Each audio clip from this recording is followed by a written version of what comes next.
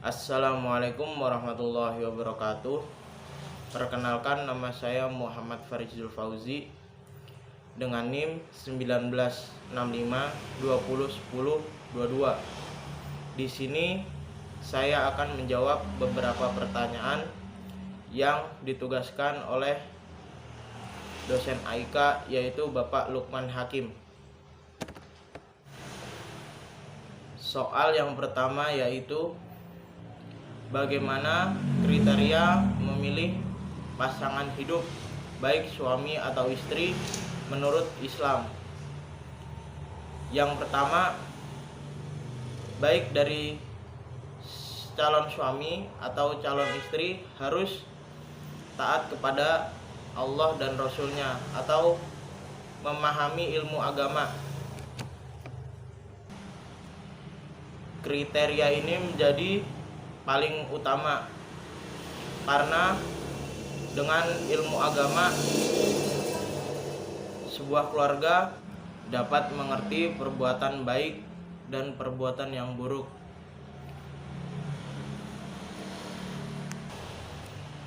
Allah juga berfirman dalam Quran surat Al-Hujurat 13, sesungguhnya yang paling mulia di antara kalian adalah yang paling bertakwa.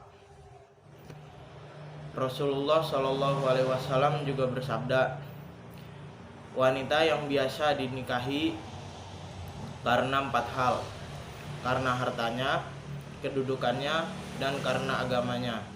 Maka hendaklah kamu pilih wanita yang memahami agama dan bagus akhlaknya atau keislamannya. Kalau tidak demikian, niscaya kamu akan merugi. Hadis riwayat Bukhari Muslim. Kriteria yang kedua yaitu sekufu atau al-kafaah. Secara bahasa, sekufu adalah sebanding dalam hal kedudukan, agama, dan nasab, rumah, dan selainnya. Secara syariat, menurut mayoritas ulama adalah sebanding dalam hal agama, nasab atau keturunan, kemerdekaan, dan pekerjaan. Allah berfirman, wanita-wanita yang keji untuk laki-laki yang keji, dan laki-laki yang keji untuk wanita-wanita yang keji pula. Sedangkan wanita-wanita yang baik untuk laki-laki yang baik, dan laki-laki yang baik untuk wanita-wanita yang baik pula. Quran surat An-Nur 26. Rasulullah Shallallahu Alaihi Wasallam juga bersabda, memperbolehkan untuk menjadikan faktor fisik sebagai salah satu kriteria dalam memilih pasangan. Calon pasangan karena paras kecantikan, ketampanan, dan keadaan fisik yang menunjang keharmonisan rumah tangga. Rasulullah SAW bersabda, selain menyebutkan 4 ciri wanita solehah, salah satunya menyebutkan jika memandangnya membuat suami senang. Hadis riwayat Abu Daud.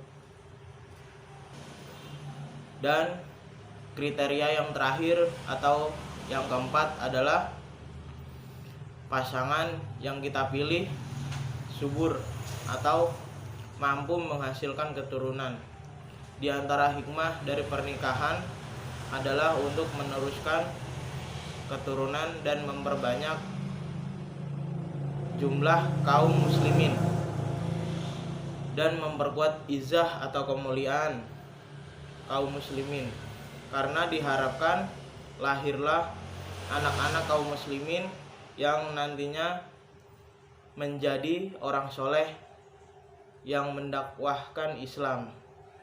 Rasulullah Shallallahu Alaihi Wasallam bersabda, nikahilah wanita yang penyayang dan subur, karena aku bangga dengan banyaknya jumlah umatku. Hadis riwayat An-Nasai, Abu Daud. Pertanyaan yang kedua adalah, apa bekal yang harus dipersiapkan oleh seorang calon suami atau istri sebelum menikah? Persiapan yang pertama adalah persiapan fisik.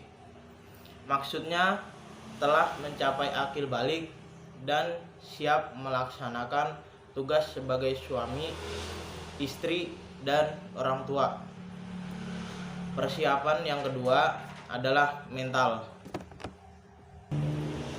Persiapan mental sangatlah diperlukan karena akan banyak hal masalah yang ditemui saat sudah menikah nanti. Maka dari itu persiapan mental sangatlah diperlukan karena harus bisa menjalankan kewajiban sebagai suami atau istri.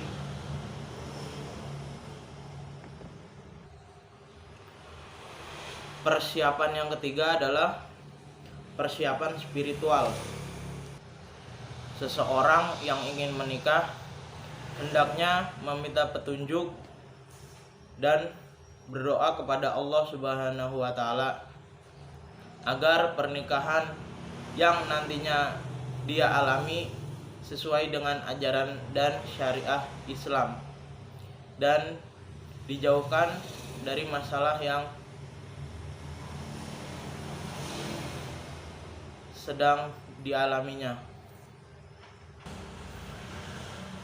Persiapan yang ketiga yaitu persiapan ekonomi.